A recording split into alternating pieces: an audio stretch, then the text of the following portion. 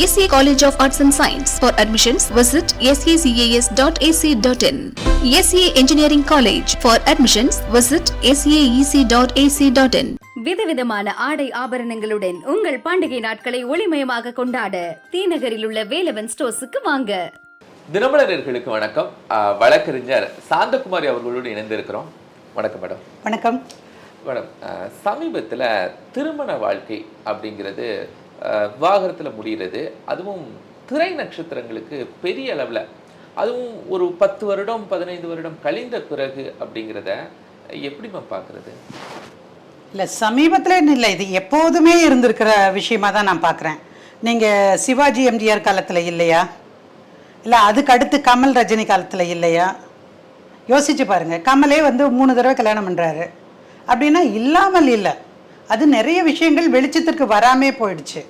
ஏன்னா அப்போ ஊடகங்களுடைய ஆதிக்கம் அப்படிங்கிறது அவ்வளவு இல்லை. இன்றைக்கு எல்லா விஷயங்களும் அது யாராக இருந்தாலும், செலிபிரிட்டியாக இருந்தாலும் அல்லது ஒரு நடிகர் யாராக இருந்தாலும், எல்லா விஷயங்களும் அவங்களுடைய அந்தரங்க வாழ்க்கையை அலசுவது அப்படிங்கிறது இன்றைக்கு ரொம்ப அதிகரித்து போயிருக்கு. அதனால நிறைய விஷயங்கள் இருக்குது. இப்போ இதுவே அவங்க 2 பேரும் அறிவிக்காமல் அல்லது அவங்க 2 பேரும் பிரிஞ்சு போயிட்டாங்கன்னே வச்சுக்கோங்க, நீங்கள் பேசாமல் இருப்பீங்களா அப்படின்னு உத்தரவாதம் கொடுங்க. நம்ம அப்படி இல்லை. அப்போ கேள்வி கேட்கும்போது இந்த மாதிரியான விஷயங்கள் நடக்கிறது வெளியே வருது.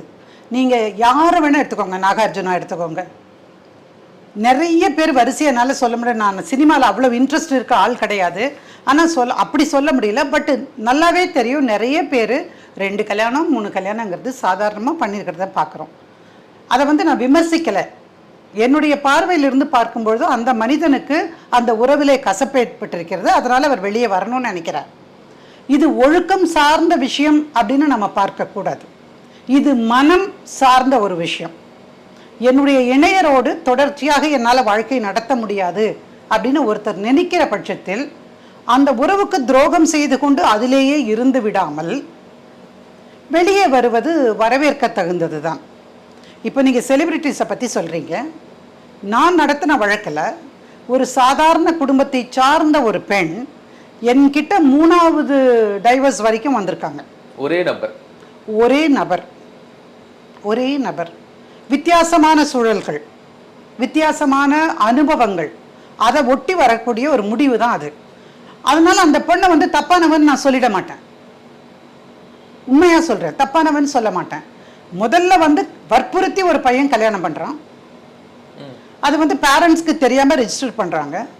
அதுக்கப்புறம் பேரண்ட்ஸு மாப்பிள்ளை பார்த்துருக்கோம், நீ நம்ம ஜாதியில் தான் பண்ணிக்கணும், இல்லைன்னா நாங்கள் குடும்பத்தோட தற்கொலை பண்ணிப்போம் அப்படின்னு சொல்லும்போது ஆட்டோமேட்டிக்காக அது விவாகரத்து தானே பண்ண முடியும். அது அவங்களுக்கு தெரியாது, பட் எனக்கும் அந்த பெண்ணுக்கும் அந்த பையனுக்கும் தெரியும். அப்போ நம்ம ஃபஸ்ட்டு டைவர்ஸு. செகண்ட் டைவர்ஸ், அவங்க ஒரு பையனை கல்யாணம் பண்ணி வைக்கிறாங்க. கல்யாணத்துக்கு அப்புறம் அந்த பையனுக்கு ஏதோ ஒரு பிரச்சனை, அதுலேயும் வாழ்க்கை நடத்த முடியல. இப்போ 3வது தானே ஆக்கணும்.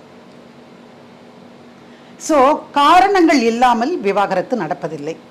ஆனால் ஒரு 5% காரணம் எதுவுமே இல்லாமல் கூட தேவையில்லை, அடுத்து இந்த ஆளை பிடிச்சா இப்படி நடக்கும், அல்லது இந்த பெண்மணியை அண்டி வாழ்ந்தால் இந்த மாதிரி நடக்கும் அப்படின்னு ஆண் பெண் 2 பேருமே கூட தேடல்களோடு தங்களது சுய தேவைகளுக்காக போகிற மாதிரி இருந்தால் தட் வில் ஹேப்பன்.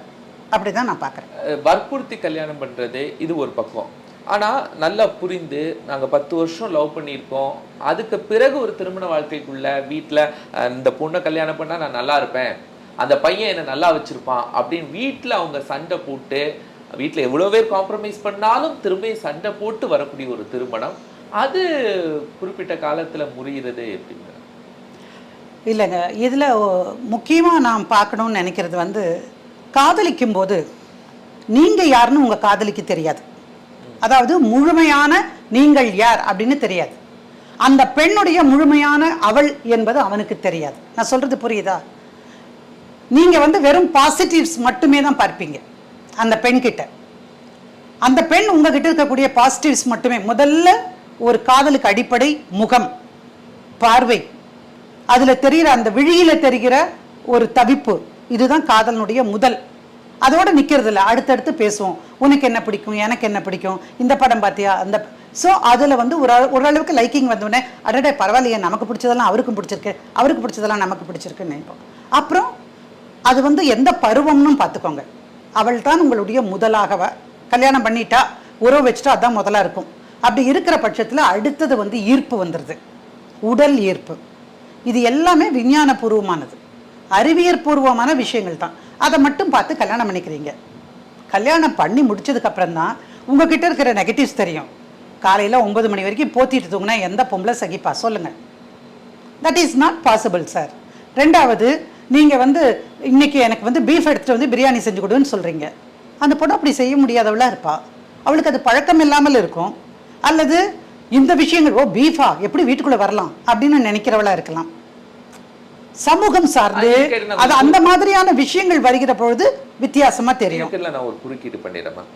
காலையில் அந்த பொண்ணு ஃபோன் பண்ணுது, நான் இன்னும் தூங்கிட்டு தான் இருக்கிறேன் அப்படின்னு சொல்லிட்டு 8 மணிக்கும் அவன் சொல்கிறான். இல்லை இவன் அந்த பொண்ணுக்கு ஃபோன் பண்ணுறான், இல்லை நான் இன்னும் எந்திக்கலை அப்படின்னு சொல்லிட்டு 9 மணிக்கு அந்த ஃபோன் பண்ணுது. இதெல்லாம் ஒரு டைமில் தெரிந்து கொள்கிறாங்க. ஆனால் திருமணத்துக்கு பிறகு நீ காலையில் 5 மணிக்கு எந்திக்கணும், திருமணத்திற்கு பிறகு நீ 6 மணிக்கு எந்திரிச்சிருக்கணும் அப்படிங்கிற ஒரு கண்டிஷன் அதுக்கப்புறம் தானே வருது. இல்லை, அந்த கண்டிஷன் யார் போடுறான்? நம்முடைய தமிழ் சமுதாயத்தில் அந்த கண்டிஷன் போடுறவங்களா யார் இருக்காங்க? பெண்களா ஆண்களா? நீங்களும் உங்க வைஃபும் ஐடி இண்டஸ்ட்ரியில வேலை செய்றீங்க, ராத்திரி 11 மணிக்கு தான் வந்து படுக்கிறீங்கன்னாலும் காலையில டிஃபன் செய்யறது அவளுடைய வேலை, பேக் பண்றது அவளுடைய வேலை. அவ தன்னுடைய அங்க வேலைக்கு போறதுக்கு முன்னாடி குடும்பத்து வேலையெல்லாம் முடிச்சுட்டு தான் போகணும்னு எதிர்பார்க்கிற பார்வை என்பது இன்றைக்கும் தொடர்கிறது இல்லையா? அதனால கூட இருக்கும்ல. இல்ல, நான் என்ன சொல்ல வரேன்னா, பார்க்கிற விஷயங்கள் தெரியாது. நீங்க தண்ணி போடுவீங்கன்னு தெரியாது, நீங்க செயின் ஸ்மோக்கர்னு தெரியாது. சாட்டர்டே சண்டே ஆனால் நீங்கள் எல்லாருமா சேர்ந்து ஃப்ரெண்ட்ஸோட ஏதாவது ஒரு ரெசார்ட்டில் போய் தங்கி ஜாலியாக இருப்பீங்க. நான் தப்புன்னு சொல்லலை. Every man needs a relaxation. You find your relaxation only in that point of time or with that company. ஒவ்வொருத்தருக்கும் ஒவ்வொன்று மாறுபடும். ஒருத்தருக்கு கோவிலுக்கு 10 தடவை போயிட்டு வந்தாலே உங்களுக்கு அதில் ரிலாக்ஸேஷன் கிடைக்கும். ஒருத்தர் பீச்சில் போய் உட்காந்துக்கிட்டு கடல் அலையை பார்த்துக்கிட்டு இருந்தாலே இருக்கும். ஒரு நல்ல இசையை கேட்டால் கிடைக்கும். So it differs from person to person. அப்படிதான் நான் பார்க்குறேன். அப்போ இந்த மாதிரி விஷயங்கள் தெரியாமல் இருந்த பெண்ணுக்கு இது தெரிய வருகிற போது பிடிப்பது கிடையாது. எனக்கு தெரியும், ஒரு ஆள் பக்கத்தில் தூங்குறவர், காதலிச்சு கல்யாணம் பண்ணவர் தான். அவர் கொரட்டை உருட்டே இருக்காரு. கொரட்டை சத்தமே தாங்க முடிய மாட்டேங்குது, தூங்கவே முடியல. காலையில் எழுந்திரிச்சு நான் வேலை செய்ய வேண்டாமா அப்படின்னு. ஒரு சின்ன குடும்பம், ஒரு சமையலறை, ஒரு வராண்டா, ஒரு பெட்ரூம் மட்டுமே இருக்கிற ஒரு இடம். என்ன பண்ணுவீங்க? சகிச்சுட்டு வாழ்றதுங்கிறது ஒன்று, அது பழைய தலைமுறை. இப்போ இந்த தலைமுறையில் ஏன் முடியாதுன்னு கேட்டால், அவங்க வீட்டுக்கு அனுப்பிட்டு கணவரை வந்து வேலைக்கு அனுப்பிட்டு வீட்டில் படுத்து தூங்கலாம். இப்போ இவளும் வேலை செய்யணும், பிள்ளைகளுக்கு பாடம் சொல்லி கொடுக்கணும். So the woman is playing a different set of ரோல்ஸுங்க. அப்போ அதெல்லாம் சகிக்க முடியாது. அதுக்காகவே ஒரு பொண்ணு என்கிட்ட வந்திருக்கா.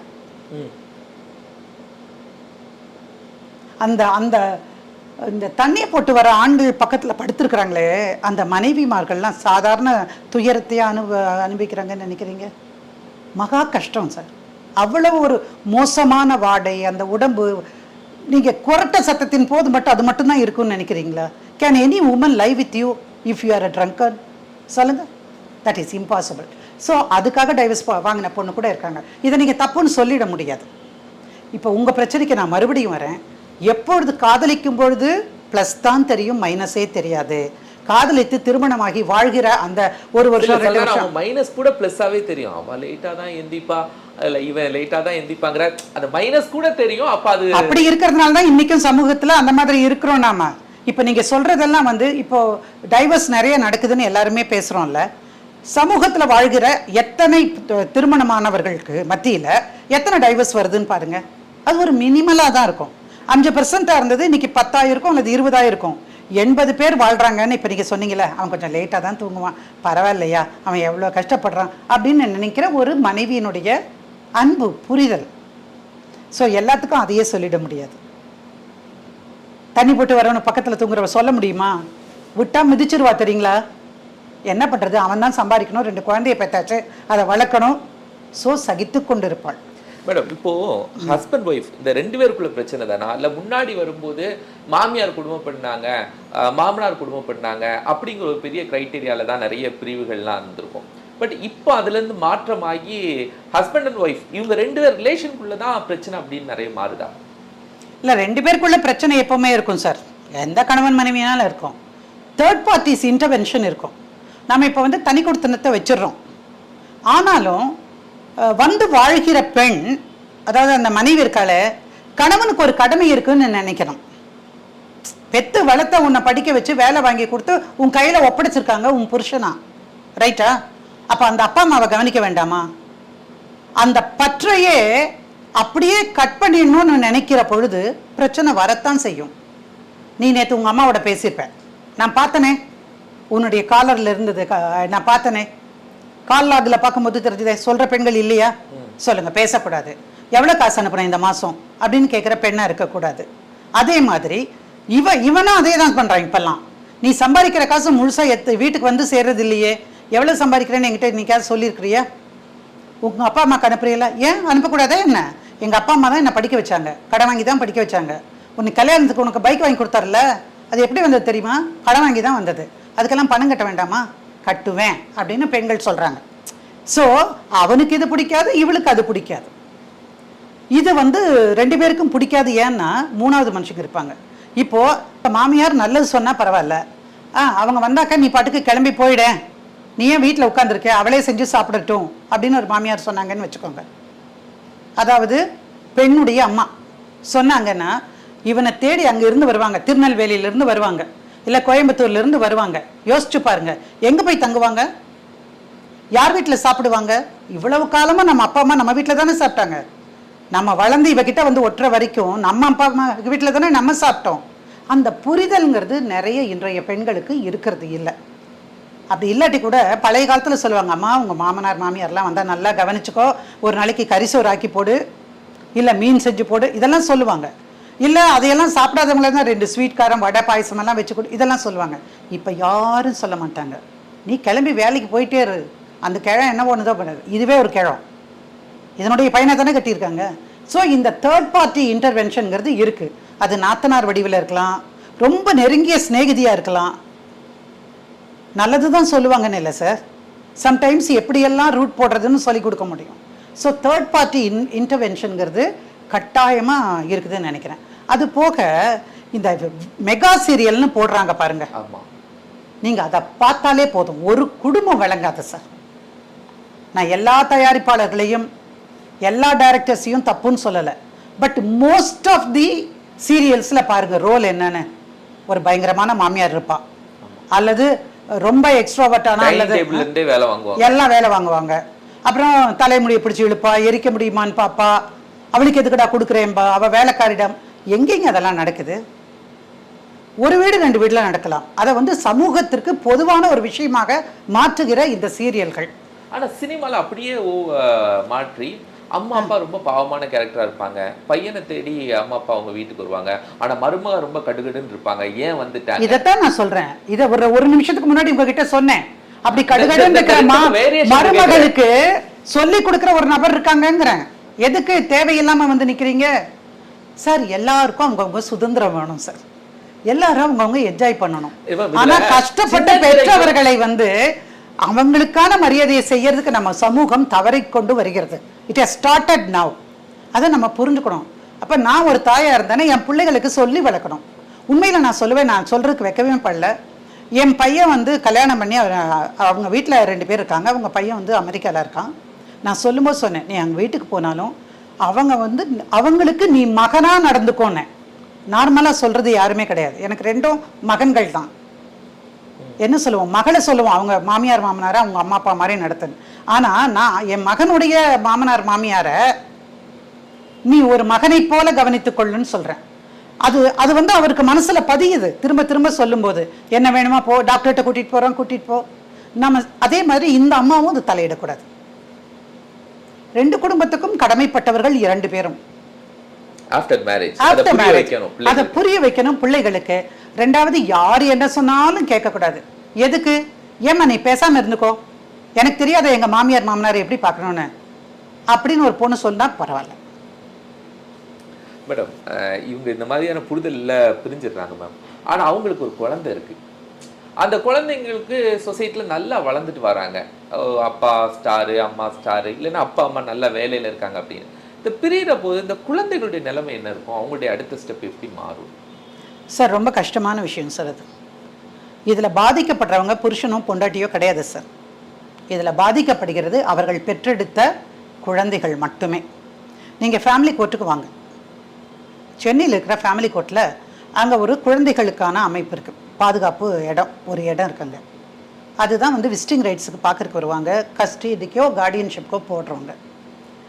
முதலாம் சனிக்கிழமையும் 3வது சனிக்கிழமையும் தயவு செய்து நீங்கள் உள்ளே போய் பாருங்கள். கூட்ட நெரிசலில் திணறி போயிடுவீங்க. ஒரு குழந்தை அழும், ஒரு குழந்தை கத்தும், நீ வேண்டாம் போங்க, இன்னொன்று அம்மா அம்மா அங்கே பார்க்குறா, நீ இப்படி வாப்பா இப்படி வாப்பாங்க. எல்லா நாடகங்களும் அங்கே நடைபெறும். ஏன்னா குழந்தைக்கு அம்மாவும் வேணும், அப்பாவும் வேணும். பயாலாஜிக்கல் ஃபாதர்ஸ், நீங்கள் ஒரு ஹஸ்பண்ட் அண்ட் ஒய்ஃபுங்கிற முறையில் you can get separated, but you can't separate your child from the other spouse. கணவன் கிட்ட இருந்து குழந்தைய பிரிக்காதீங்க. மனைவி பார்க்கக்கூட எம் வாரிசுடி அப்படின்னு நீ சொல்ல முடியாது. 2 பேருக்குமான வாரிசு. ஸோ பொய் சொல்ல சின்ன வயசுலேயே கற்றுக்குது. தனக்கு கிடைக்காத பாசத்துக்காக இயங்குது. அதை வேறு யாராவது ஒருத்தன் ஒரு சாக்லேட்டில் காட்டினா கூட அவன் பின்னாடி போகுது. அது எங்கே லீட் பண்ணுதுன்னு உங்களுக்கு தெரியும், நான் சொல்ல வேண்டாம்.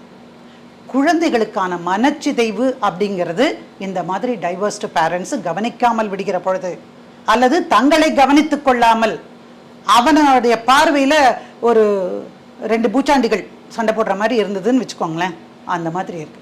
குழந்தைகள் தான் சார் ரொம்ப பாதிக்கப்படுறாங்க, மன உளைச்சலுக்கு ஆறாங்க.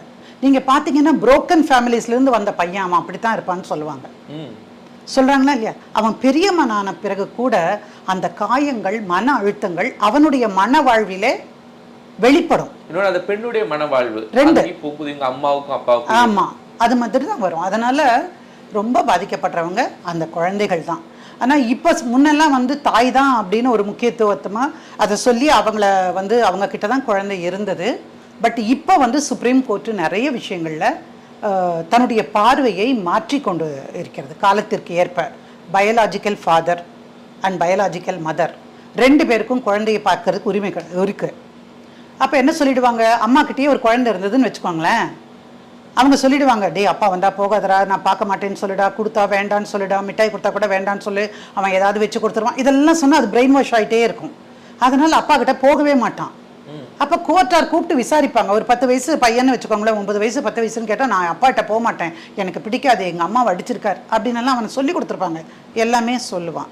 ஆனால் இப்போ என்ன சொல்லிடுச்சு சரிங்களா உச்ச நீதிமன்றம், அவர் என்ன சொன்னாலும் பரவாயில்ல, பார்க்க மாட்டேன்னு சொன்னாலும் பரவாயில்ல, let him spend time with the father. போய் உட்கார்ந்துருக்கட்டும். 4 நாளைக்கு பேச மாட்டான், 5 நாளைக்கு பேச மாட்டான், 10வது நாள் பா தாகமாக இருக்குப்பா ஒரு டம்ளர் தண்ணி கொடுனாவது கேட்பான். So slowly the child will come to the father அப்படின்னு வந்துடுது. ஸோ பார்வைகள் மாறி இருக்கு. இப்போ அப்பாவும் அம்மாவும் பார்த்து தான் ஆகணும் கட்டாயமாக. அதை நீ அனுப்பு, அதுக்கப்புறம் பார்த்துக்கலாம். அதே கனவு அப்பா கிட்ட அனுப்பக்கூடாதுங்கிறது எப்போ வரும்னு, குடிச்சிட்டு வந்து அவன் கெட்ட வார்த்தையில் பேசிகிட்டு இருக்காங்கன்னு வச்சுக்கோங்க, அவங்ககிட்ட குழந்தை போகாது. அதான் நீதிமன்றம் ஏற்றுக்கொள்ளும். இல்லை சித்திரவதம் பொன் குழந்தைய அப்பாவே நான் பார்க்குறேன்னு சொல்லிட்டு, நான் சர்ச்சில் வச்சு பார்க்குறேன், இல்லை பூங்காவில் வச்சு பார்க்குறேன்னு அந்த அப்பாவே பொன் குழந்தையை கண்ட இடத்துல தொடுறான்னு வச்சுக்கோங்க, குழந்தைய பார்க்க விட மாட்டாங்க. There are limitation. எது வந்து குழந்தைகளை பாதிக்குமோ அந்த நபரிடம் குழந்தைய காட்ட வேண்டியதில்லைன்னு சொல்லும். அதர்வைஸ் ஆணுக்கும் பெண்ணுக்கும் 2 பேருக்கும் சமமான உரிமை இருக்கு. ஒரு கல்யாணம் ஆன பிறகு, அவங்களுக்கு ஒரு குழந்தை உருவான பிறகு, நாங்கள் இனி குழந்தைங்களுக்காக தான் வாழ்கிறோம் அப்படிங்கிற வார்த்தைகள் நம்ம கேட்டிருக்கோம். பட் அது உண்மை கிடையாது, அப்படிதானே? உண்மையே கிடையாது சார். குழந்தைகளுக்காக தான் வாழ்றேன்னு சொன்னதெல்லாம் அது முந்தைய தலைமுறை. அவர்கள் வந்து அந்த பார்வை இல்லை. தனக்கான சுதந்திரம் என்ன, தனக்கான தேவை என்ன, தன்னுடைய ஆசைகளை நிறைவேற்றுவதற்கான உரிமை நமக்கு இருக்கிறதா அப்படின்னு எல்லாம் தெரியாது. நம்ம பாட்டியை கேளுங்க, என்ன சொல்லுவாங்க, 3 நேரமும் ஆக்குவாங்க, அரிப்பாங்க, செய்வாங்க. யார் வந்தாலும் ஐயோ வந்துட்டான் பாரு, அண்ணன் வந்துட்டான் பாரு, தட்டு கழுவி வையும்பாங்க. எனக்கு தெரியும், எங்கள் பாட்டி இந்த அதான் பேசியே நான் கேட்டதில்லை சார். ஆனால் கரெக்டாக 12:30 மணிக்கு, காலையில் 5:30 மணிக்கெல்லாம் போயிடுவார் விவசாயம். அங்கே போயிட்டு திரும்பி 12:30 மணிக்கு வரும்போதே சுட சுட தட்டில் அதை மரத்தட்டுன்னு ஒன்று வச்சுருப்பாங்க. அதில் அப்படியே சாதத்தை ஆற வச்சு கொண்டு வந்து தாத்தாக்கு முன்னாடி கொண்டு போய் அதை வை, உப்பு வச்சியா, தாத்தாக்கு இதை வச்சியா அப்படின்னு கேட்பாங்க. ஸோ கடமை என்னன்னு கேட்டால் இந்த ஆண்களையும் பெண்களையும் நம்ம பெற்று வளர்த்தது மட்டும்தான். அவங்களுக்கு எந்த சிந்தனையுமே இருக்காது. நானே கேட்டிருக்கேன், எப்பவாவது ஒரு நாளைக்கு சினிமாக்கு வரியா பாட்டின்னு கேட்பேன் நான். எனக்கு எதுக்கு, அதுதான் இங்கேயே சினிமா நடக்குதே அப்படிமாங்க. பேசும்போது ரொம்ப சாதாரணமா இருக்குங்க. ஆனா எல்லாருக்குள்ளேயுமே அது இருந்திருக்கு. பழைய தலைமுறைக்கு தனக்கு என்ன தேவை என்று தெரிந்தாலும் நிறைவேற்றிக் கொள்ள முடியாது, தன்னுடைய ஆசைகளை நிறைவேற்றுவதற்கான உரிமை இருக்கிறதா என்று அவர்களுக்கு தெரியாது. ஆனா இன்னைக்கெல்லாம் அப்படி கிடையாது சார். இன்னைக்கு நாம சொல்றோம், no no no no, your time is up, நான் கொஞ்ச நேரம் படிக்கணும், no no no, I want to watch a movie, please don't disturb. இதெல்லாம் நாங்கள் சொல்கிறோம் சார். நான் பாட்டி தான், 4 பேர குழந்தைகளுக்கு பாட்டி. ஆனால் நான் சொல்கிறேன், உனக்கு என்னென்ன செய்யணுமோ உனக்கான எல்லாத்தையும் நான் கொடுப்பேன், நீ என்னென்ன கடமை செய்யணுமோ அதெல்லாம் செய்யணும், இல்லைன்னா சம்திங் வில் பி கட். அதுவும் உண்டு. அதே மாதிரி நாங்களும் சொல்கிறோம், இட்ஸ் மை டைம். யாரும் வந்து டிவியை யாரும் ரிமோட்டை வந்து பிடுங்கக்கூடாது, அவங்கவுங்களுக்கு ஒரு டைம் இருக்குது. So everybody has a right and duty towards the family அப்படின்னு இருக்கணும். அதனால் நான் இன்னைக்கெல்லாம் வந்து குழந்தைகளுக்காக தான் வாழ்வேன்னு யாராவது சொன்னால் நான் நம்புறது இல்லை சார். அப்படி ஒரு போலியான நம்பிக்கையை உங்களுக்குள்ளே திணித்து உங்கள் சுயத்தை இழந்து விடாதீர்கள். Don't lose your self. நிறைய வழக்குகள் பார்க்குறீங்க, தான் பேரன் பேத்திங்க டிவோர்ஸ்க்கு போகிறதுக்கு முன்னாடி, தான் பிள்ளைங்க டிவோர்ஸ்க்கு போகிறதுக்கு முன்னாடி, இவங்களுடைய அட்வைஸ் அவங்களுக்கு இருக்குமா சார்? அது பழைய காலம் சார் அட்வைஸுங்கிறது. இந்த காலத்தில் பெற்றோர்கள் உறுதுணையாக வந்து நிற்கிறாங்க. பெண்கள் வரும்போது முன்ன மாதிரி கோர்ட்டுக்கு வருது it is not a tab, தடை செய்யப்பட்ட ஒன்று அப்படிங்கிறதெல்லாம் கிடையாது. அந்த காலத்தில் சொல்லுவாங்க கோர்ட்டுக்கெல்லாம் படியேறதா, எங்கள் தலைமுறையிலே யாரும் கோர்ட்டு படியேறினது கிடையாதுன்னு. அது என்ன பாவஸ்தலமா? அதெல்லாம் ஒன்றும் கிடையாதுல்ல. ஆனால் இன்றைக்கி அந்த நிலைமை மாறி பொண்ணு வரும்போது பரவாயில்ல, நான் கூட இருக்கிறேன் உன்னோட வர அப்படின்னு சொல்ல ஆட்கள் தான் இருக்காங்க. சமீப காலமாக நான் ஒரு விஷயம் பார்க்குறேன், அது எனக்கு ரொம்ப நெருடலாக இருந்த ஒரு விஷயம் என்னன்னு கேட்டிங்கன்னா, ஒரு தலைமுறையில் இல்லை கடைசி தலைமுறையுடைய எச்சத்தில் நீங்கள் பார்த்தீங்கன்னா, ஆண்களை வந்து மனைவிமார்கள் தங்களோடு சேர்த்து கூட்டிகிட்டு போகிறாங்க. நமக்கு தெரியும், அப்பா அம்மாவை தனியாக விட்டுடுறாங்க. பார்க்குறோமா? நிறைய வீடுகளில் பார்க்கலாம். அந்த பொண்ணு தான் அதுக்கு பிடிவாதமாக இருக்குன்னு வைங்க, குழந்தை நல்லா இருக்கட்டும், நீ போய் அவளோட இருப்பாங்க, எங்களுக்கு அது போதும், நாங்கள் பார்த்துக்கிறோம்னு சொல்கிறோங்க. அப்போது தன் வயதான காலத்தில் பார்ப்பதற்கு தன் மகன் வருவான் அப்படிங்கிற நம்பிக்கையை இவர்கள் எழுந்து கொண்டு வருகிறார்கள். நான் சொல்கிறது உண்மை. இப்போ என்ன நினைக்கிறாங்க, அந்த வீட்டில் ஒரு பொன் குழந்தை இருந்ததுன்னு வச்சுக்கோங்களேன், அந்த பொண்ணுக்கு இந்த மாதிரி ஏதாவது நடந்ததுன்னா கடைசி வரைக்கும் கூடவே நிற்பாங்க. ஏன்னா அந்த பொண்ணுக்கு கடைசி வரைக்கும் அம்மா அப்பா கூட துணை வேணும். எதுக்காக? குழந்தைகளை பார்த்துக்கணும், அவள் வேலைக்கு போவா, வீட்டில் சமைச்சு வைக்கணும். ஆயா வேலைன்னு ரொம்ப அழகு தமிழில் சொல்லலாம். அவங்களுக்கும் இவங்களுக்கும் தேவையாகிறது. எனவே நீ மகனே இல்லைனாலும் கூட எனக்கு என் மக கடைசி வரைக்கும் கூட இருப்பா அப்படின்னு நினைக்கிறாங்க. அப்படிப்பட்ட ஒரு குறைந்தது 10-15% பேரண்ட்ஸு இப்போ பெண்ணோட வந்து கோர்ட்டில் நிற்கிறாங்க. அவள் என்ன செஞ்சாலும் அவளுக்கு உறுதுணையாக நிற்கிறார்கள். அட்வைஸ் எல்லாம் தெரியாத பசங்களா சார் நம்ம? சொல்லுங்கள். ஒவ்வொரு மனிதனும் தனி மனிதன் அல்ல, சமூகத்தினுடைய ஒரு பகுதி தான். அவருக்கு ஃப்ரெண்ட்ஸ் இருப்பாங்க, ரிலேட்டிவ்ஸ் இருப்பாங்க, வெல்விஷர்ஸ் இருப்பாங்க. ஒரு விஷயத்தில் முடிவெடுக்கிறதுக்கு முன்னாடி எல்லார்கிட்டையும் அவர் கேட்டுக்கிறார், பேசிக்கிறார், அப்புறம் தான் ஒரு முடிவெடுக்கிறார். அதுக்கப்புறம் உங்கள் அட்வைஸ் எல்லாம் செல்லாது சார். நீங்கள் கேட்ட கேள்வி அதுதான். அட்வைஸ் எல்லாம் சொல்லுவாங்கல்ல அப்படின்னு, அதை தாண்டி சிந்தனை வந்துடுச்சு வெளியே. பழைய தலைமுறை அல்ல, இது புது தலைமுறை. இன்னொரு 10 வருஷம் போகட்டும், இன்னொரு ட்ரெண்டு வரும் பாருங்கள். ஒருவேளை நான் உயிரோடு இருந்தால் நான் உங்களுக்கு அப்போ இன்டர்வியூ கொடுக்குறேன். இல்லை, எதுக்காக சொல்கிறேன்னா, டைம்ஸ் ஆர் சேஞ்சிங். பசங்க நம்மக்கிட்ட இருந்து கடைசி வரைக்கும் இல்லாமல் அழுதுட்டு இருக்கிற எத்தனை குடும்பங்களை நான் பார்க்குறேன் தெரியுங்களா? கிராமங்களில் போயிடுவாங்க 2 பேரும், கிழங்க 2 பேரும் தான் வீட்டில் இருப்பாங்க, கடைசி வரைக்கும் அவங்க தான். அந்த மாதிரி விட்டுட்டு போகிறதுனால இப்போ என்ன நினைக்கிறாங்க, நகர்ப்புறத்தில் அம்மாக்கள் எல்லாம் ரொம்ப கெட்டிக்காரங்களா, பரவாயில்லம்மா நீ யூஎஸ் வேலை கிடைக்குதா, நீ போ, அவன் விட்டுட்டு போனால் போயிட்டு போகுது, நான் வந்து குழந்தைய பார்த்துக்கிறேன், நீ வேலையை பாருக்கன்னு அப்படின்னு சொல்கிற அந்த ரேஞ்சுக்கு வந்திருக்கேன். நல்ல படிப்பு, நல்ல அங்கீகாரம், நிறைய சம்பளம், ஒரு அதிகாரமான போஸ்ட், இது 2 பேருக்குமே இருக்குது. இதை தாண்டி திருமணம் அப்படிங்கிற ஒரு விஷயம் தனக்கான ஒரு பெரிய அங்கீகாரமாக பார்க்கலையா இன்னைக்கு? இல்லை சார், அங்கீகாரத்துக்காக பார்க்கறதுங்கிறது பழைய காலம். நான் திரும்ப காலத்தை தான் பேசுகிறேன். அப்போல்லாம் வந்து ஏன் உன் பொண்ணுக்கு கல்யாணம் ஆகலையா அப்படிங்கிறது ஒரு பெரிய துக்ககரமான சம்பவம்.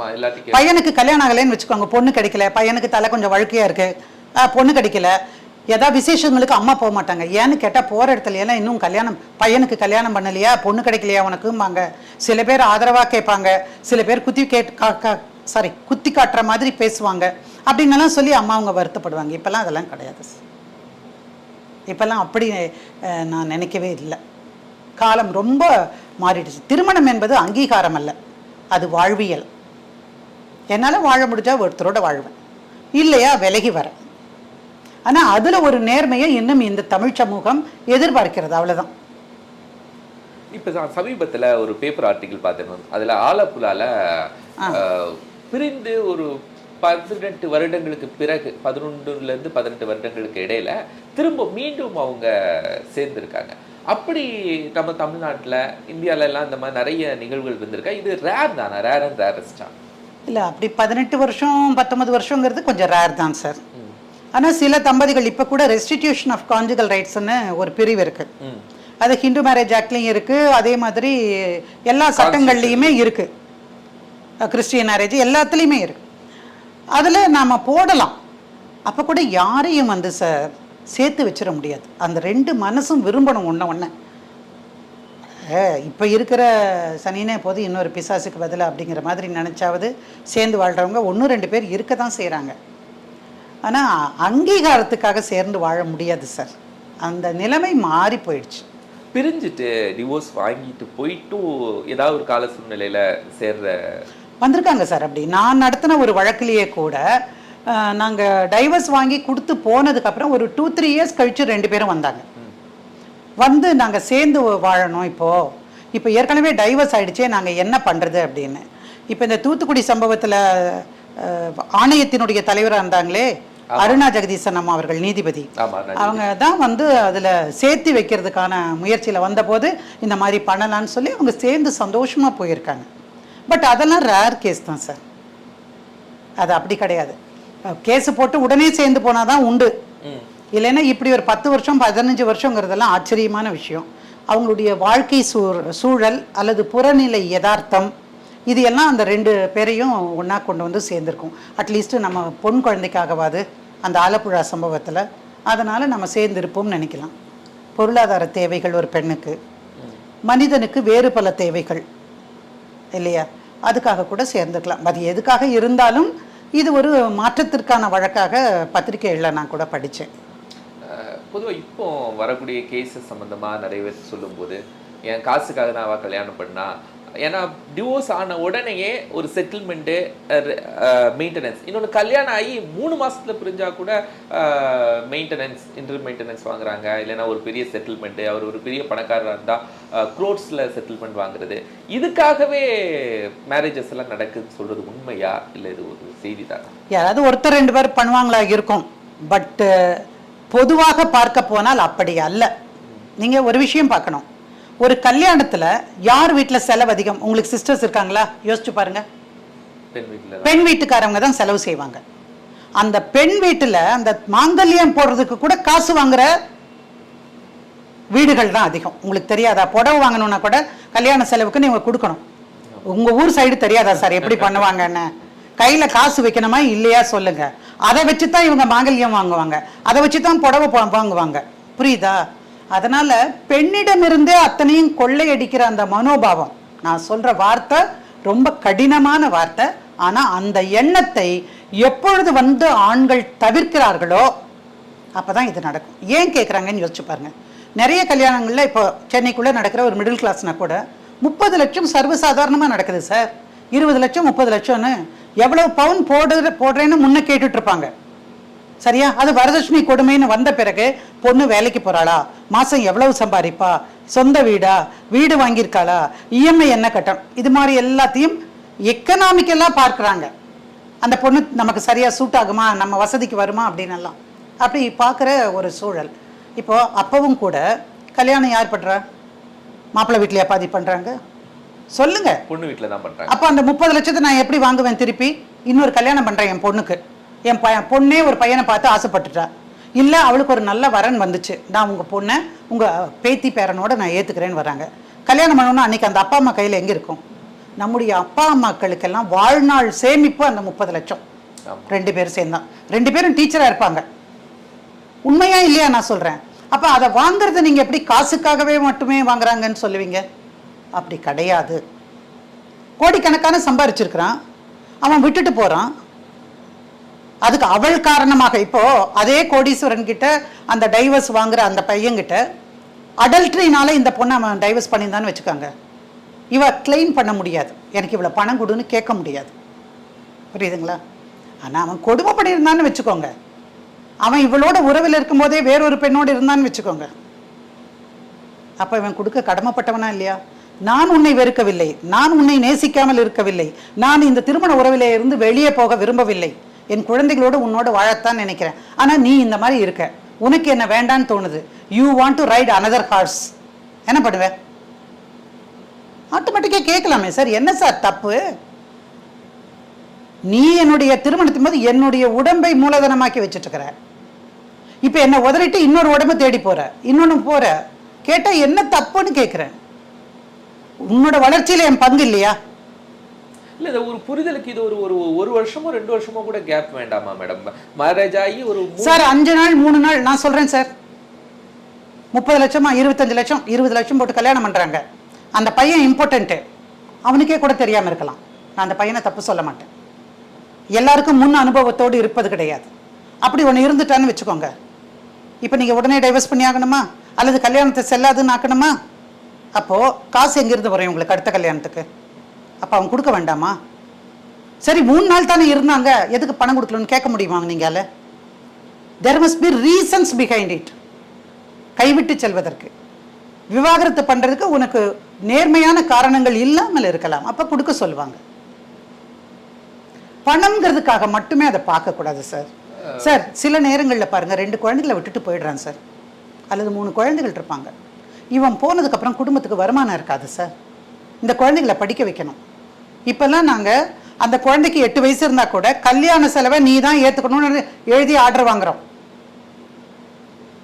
எங்கே போய் கல்யாணம் பண்ணுவீங்க அந்த பொண்ணுக்கு?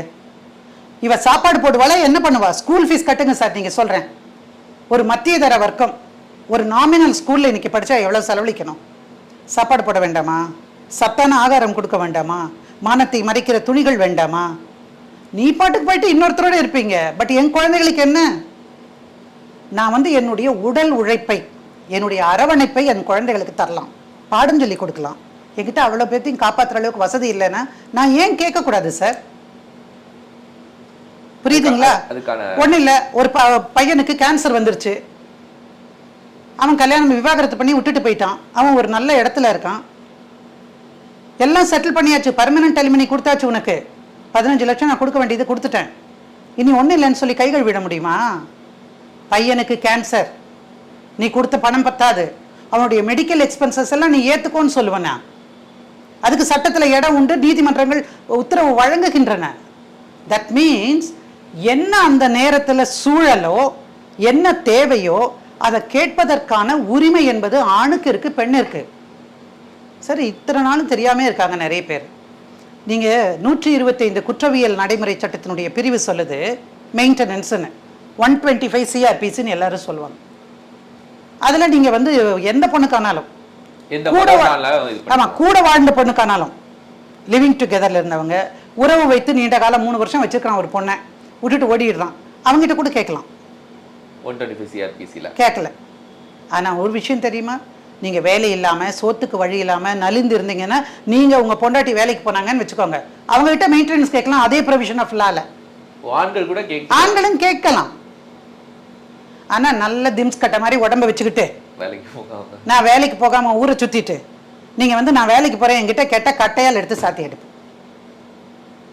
அதே மாதிரி நீங்கள் அந்த மாதிரி இருந்துட்டு நான் வேலைக்கே போகலைங்க, நான் மெயின்டெனன்ஸ் கொடுக்க முடியாதுங்க அப்படின்னு சொன்னீங்கன்னாலும், நீ சோறு திங்கிறியா, நீ துணிமணி உடுத்துறியா சொல்லுங்க, அப்படிதான் கேட்கும். ஸோ அப்போதான் பழைய காலத்து ஒரு தியரி என்னன்னு கேட்டிங்கன்னா ஏபிள் பாடிடு தியரி அப்படின்னு சொல்லுவாங்க. உன்னால் உழைக்க முடியும், நீ படித்திருக்கிற. அந்த திடகாத்திரம்ங்கிறது வெறும் அது மட்டும் இல்லை, ஒல்லியா இருக்கவங்க கூட வேலைக்கு போறது இல்லையா சொல்லுங்க? கொத்தாள் வேலைக்கு போறவனை போய் பாருங்க, ஒல்லியா தான் இருப்பான். ஒரு நாளைக்கு 700 ரூபாய் 1000 ரூபாய் வாங்குறான் கூலி. என்ன சொல்றேன்னா அப்படி இல்லை, நீ வேலை செய்கிற தகுதியோடு இருக்கிற, நீ செஞ்சு சம்பாரிச்சு உன் பொண்டாட்டி குடும்பாங்க. சட்டம் ஒரு விசித்திரமானது சார். எந்த இடத்துல யார் அடிக்கும்னு தெரியாது, எந்த இடத்துல யாருக்கு கொடுக்கும்னு தெரியாது. அதுக்கு ஒரு உதாரணம் தான் 125 சிஆர்பிசி. மேடம், இப்போ விவாகரத்து இதெல்லாம் தாண்டி இன்னைக்கு உள்ள காலகட்டத்தில் மனமொத்த மனமுறிவு அப்படிங்கிறடைய நம்பர்ஸ் இல்லை அந்த செய்தி தான் நிறைய கேட்டுக்கிட்டே இருக்கிறோம். ஸோ அப்போ 2 பேருமே ஒத்துதான் எல்லாமே புரிஞ்சுக்கிறாங்களா சார்? அது பெட்டர் ஆப்ஷன் சார். அதுக்கு 2-3 காரணங்களை நான் சொல்லலாம். முதல் காரணம், நீதிமன்றங்களுக்கு போன உடனே விவாகரத்து அவ்வளோ சீக்கிரம் கிடைக்கிறது இல்லை சார். ஒருத்தர் போடுவாங்க, ஒருத்தர் மறுப்பாங்க, அப்புறம் மெயின்டெனன்ஸ் போடுவாங்க. அவன் மெயின்டெனன்ஸ் போட்டவனே அவன் குழந்தைக்குடைய கார்டியன்ஷிப் கேட்பார். அப்புறம் அதில் ஒரு விஸ்டேஷன் ரைட், இப்படி பெட்டிஷன் மேலே மனுக்கள் இடைமனுக்கள் போட்டு 3 வருஷம் 4 வருஷம் ஆகிடும் சார். மாதம் ஒரு தடவை வந்து அந்த ஃபேமிலி கோர்ட்டில் வந்து நின்று பாருங்களேன். ஒரு ஃபேமிலி கோர்ட்லேயும் ஒரு நாளைக்கு 90 கேஸு அல்லது 100 கேஸுன்னு வச்சுக்கோங்க. 100 பொம்பளை 100 ஆம்பளை, அதாவது தாம்பத்தியத்தில் இருந்தவங்க, புரியுதா? 200 பேருக்கு 200 அட்வொகேட். அந்த சின்ன அறைக்குள்ளார 400 பேருக்கு வழி விட்டு உள்ளே வெளியே வான்னு திணறி மூச்சு, அது வெயில் காலமெல்லாம் அவ்வளோதான், நசுங்கி போயிடுவீங்க. அப்போது இதில் வந்து அழுத்து போயிடும். இவனால் வேலையை விட்டு வர முடியாது. அந்த ப்ராஜெக்ட் அன்றைக்கி முடிக்கணும், யோசித்து பார்ப்பாங்க. ஆணுக்கும் சரி பெண்ணுக்கும் சரி இப்பெல்லாம். அப்போ என்னென்னா, நீண்ட காலமாக இது இழுத்துட்டே போகுது, லேட்டஸ்ட் புட் அண்ட் எண்டு அப்படின்னு நினச்சிங்கன்னா, சரி இதை பார், நம்ம 2 பேரும் அலைஞ்சிட்டோம், நம்மளால் முடியலை, ஏதாவது ஒரு விஷயத்தில் பேசி முடிப்போம் வா அப்படின்னு சமரச மையத்துக்கு அனுப்புகிறாங்க. அங்கே பேசி உனக்கு என்ன வேணும், என் நகைகளை எல்லாம் கொடுக்க சொல்லுங்கள், குழந்தைக்கான கார்டியன்ஷிப்பை எனக்கு கொடுக்க சொல்லுங்கள், அவருக்கு விசிட்டிங் ரைட்ஸ் நான் கொடுக்குறேன். அப்படி சமரசமாக புரிதலோடு போகிறதுனால மியூச்சுவல் கன்சென்ட் போடலாம். அதனால் அது மட்டும் இல்லை காரணம். ஒன்று வந்து கோர்ட்டு டிலேனால நிறைய பேர் என்ன நினைக்கிறாங்க, உனக்கு என்ன வேணும், உன் தேவைகளை நான் தீர்த்து கொடுக்குறேன், இந்த உறவிலிருந்து நான் வெளியே போகணுன்னு நினைக்கிறேன், நீ சொல்லு, என்னால் எவ்வளோ முடியும்னு பேசுகிறேன். நான் 1 கோடி கேட்குறேன், 1 கோடியெல்லாம் என்னால் முடியாது, 50ல் நான் ஆரம்பிப்பேன். பேசி கீசி ஏதாவது ஒரு 60ஓ 70ஓ எது வருதோ அந்த இடத்துல பேசினா குயிக்காக 2 பேரும். இவளுக்கு ஒரு பாதுகாப்பு, அதை கொண்டே டெபாசிட் பண்ணிட்டானா மாதம் வட்டி வந்துருச்சுன்னா போதும், ஒரு வேலைக்கு போகலாம், இன்னொரு கல்யாணம் பண்ணிக்கலாம். ஸோ இப்படி சில இடங்களில் நல்ல வசதியானவங்க முதல்ல ஒன்றும் இல்லை, நடிகர் மத்தியிலேயே முன்னையே அக்ரிமெண்ட் போட்டுக்கிறாங்க. அக்ரிமெண்ட் போட்டு நம்ம 2 பேருக்குள்ள விவாகரத்து வந்தால் நம்மக்கிட்ட என்ன சொத்து இருக்குதோ அதில் 60% எனக்கு, 40% உனக்கு, இல்லை 50-50 வச்சுக்கலாம், உனக்கு நான் இவ்வளவு கொடுக்க வேண்டியது. அப்படி ஏற்கனவே அக்ரிமெண்ட் போட்டு அழகாக பிரிஞ்சு போகிறவங்க இருக்காங்க. அவங்களும் மியூச்சுவல் கன்சர்னில் தான் போவாங்க. ஸோ வழக்கறிஞர்களுடைய பணி இல்லை அவங்களுடைய நேரம் கூட இதனால் மிச்சப்படுது. ஆனால் கொஞ்சம் பேசுவோம், நாங்கள் அதிகமாக பேசணும். செட்டில்மெண்ட்டு கொண்டு வருதுன்னா சாதாரண விஷயம் இல்லை. அதுக்கே நசுங்கி போன பிறகு தான் செட்டில்மெண்ட்டுக்கே வருவாங்க. ஐயோ இனி இதில் முடியாதுன்னு நினைக்கிற போது தான். ஸோ மியூச்சுவல் கன்சென்ட் போகிறது 2 பேருக்கும் நல்லது. நான் வந்து ஆஸ் அ லாயர் சொல்கிறேன், பிடிக்கலையா, 2 பேருக்கும் ஒத்து வரலையா, டேர்ம்ஸ் பேசிட்டு அழகாக முடிச்சிடுது. ஒருத்தர் காயப்படுத்தாதீங்க. அழகாக வெளியே போயிட்டு எங்கேயாவது பார்த்தாக்கன்னா, ஹாய் ராகுல் எப்படி இருக்க, நல்லா இருக்கியா, கல்யாணம் பண்ணிட்டியா, குழந்தை இருக்காப்பா அப்படின்னு கேட்கலாம், அவனும் கேட்கணும். அப்படி ஒரு நல்ல ஒரு சுமூகமான உறவுகளோடு வாழ்வது தான் ரொம்ப உண்மை. இப்போ நேற்று கூட ஒருத்தரை பார்த்தேன், 9 வயசு பையனோட 2வது கல்யாணம் பண்ணியிருக்கார் அந்த அவருக்கு ஏற்கனவே 7 வயசுலேயே 8 வயசுலேயே ஒரு பொன் குழந்தை இருந்தது, அது அந்த பொண்ணோட போயிடுச்சு. இது 2 பேருக்கும் 2வது திருமணம். இது நம்ம ஒரு காலத்தில் என்ன சொன்னோம் ஞாபகம் இருக்கா? அவளோட குழந்தையும் என்னோட குழந்தையும் தான் எங்களோட குழந்தையோட விளையாடிட்டு இருக்குன்னு அமெரிக்காவில் சொல்லுவாங்க, வெளிநாட்டில் சொல்லுவாங்க, நம்ம எல்லாம் கிண்டல் பண்ணமா. Now that has entered India. இப்போ அந்த மாதிரியான சூழலுக்கு நம்ம வந்துட்டோம். இந்த கப்பலுக்கு ஒரு 10 மாதம் கழிச்சு ஒரு குழந்தை பிறகுதுன்னு வச்சுக்கோங்க, அந்த குழந்தையும் இந்த குழந்தையும் எங்கள் குழந்தையும். காலம் மாறிட்டு வருது சார். திருமண உறவுகளை பழைய பார்வையில் நம்ம பார்க்க முடியாது.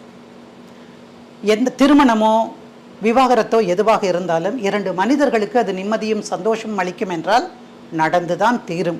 ஒரே உதாரணம், ஒரு ஃபேமிலி கோர்ட்டில் இருந்தது சென்னையில், 8 ஃபேமிலி கோர்ட் இருக்கு, 8ம் நிறைஞ்சு வழியுது. ஒரு நாளைக்கு 1000 கேஸ் அங்கே நடக்குது, மோஸ்ட்லி டைவர்ஸ். சரியா? அதனால் விவாகரத்து தப்பும் அல்ல பாவமும் அல்ல, விலகி வந்து மீண்டும் திருமணம் புரிவது அது தப்பான விஷயமும் அல்ல. வாழ்க்கையை வாழ்ந்து பார்ப்போம், அவ்வளோதான் நான் சொல்லக்கூடியது. நிறைய தகவலை பகிர்ந்து கொண்டிருக்கீங்க இன்றைய சமூகத்துக்கு. ரொம்ப மகிழ்ச்சி. நன்றி.